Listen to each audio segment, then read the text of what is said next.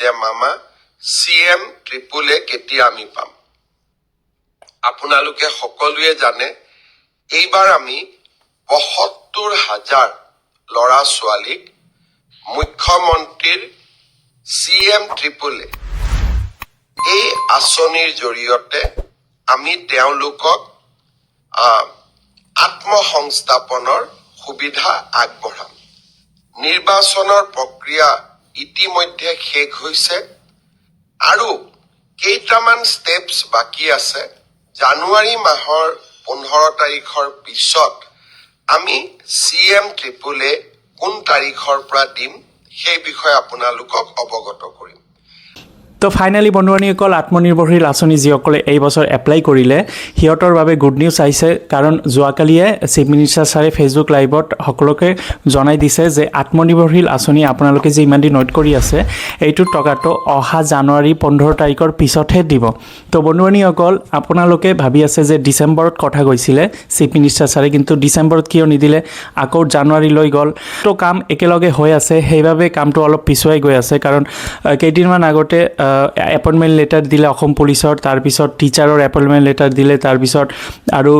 বহুত নানা ধৰণৰ আঁচনিখিনি দি আছে সেইভাবে কামখিনি অকণমান পিছুৱাই গৈ আছে তো ডিচেম্বৰত কৈছিলে প্ৰথমত চিফ মিনিষ্টাৰ ছাৰে যে ডিচেম্বৰত দিব বুলি কিন্তু যোৱাকালিয়ে ফেচবুক লাইভত সকলোকে ক'লে যে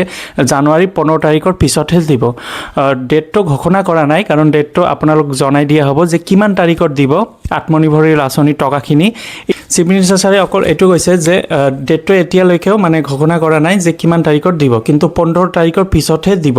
এইখিনিয়ে কৈছে ফেচবুক লাইভত আৰু কৈছে যে সকলোখিনি কাম ইতিমধ্যে কমপ্লিট হৈছে যিটো আত্মনিৰ্ভৰশীল আঁচনি যিসকলে সিলেকশ্যন হৈছে সিলেকশ্যনৰ কাম সকলোখিনি কমপ্লিট হৈ গৈছে আৰু অকণমান কিছু কাম বাকি আছে সেইভাবে জানুৱাৰীৰ 15 তাৰিখৰ পিছতহে আপোনালোকক এটা ডেট দিয়া হ'ব সেই ডেটত সকলো ডিষ্ট্ৰিক্টতে টকাখিনি প্ৰদান কৰা হ'ব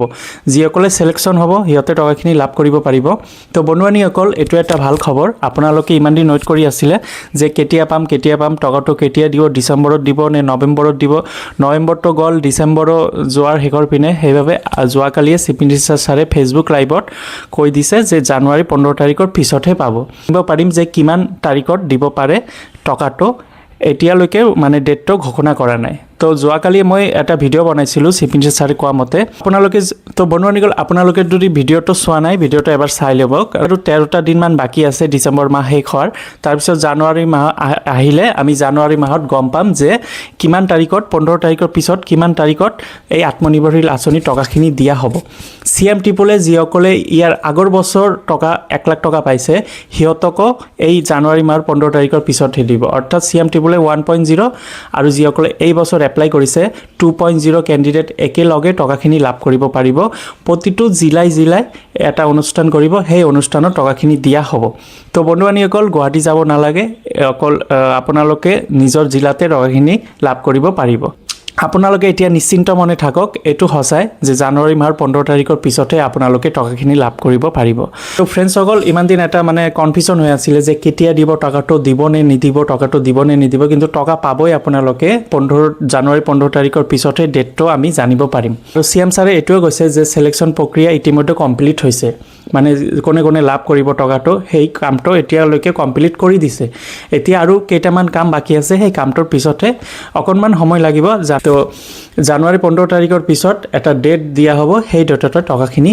আপোনালোকক প্ৰদান কৰা হ'ব আজি এইখিনি ভিডিঅ' আছিল যদি ভিডিঅ'টো ভাল লাগে লাইক কৰি দিব আৰু নিজৰ বন্ধু বান্ধৱীসকলক শ্বেয়াৰ কৰি দিব ধন্যবাদ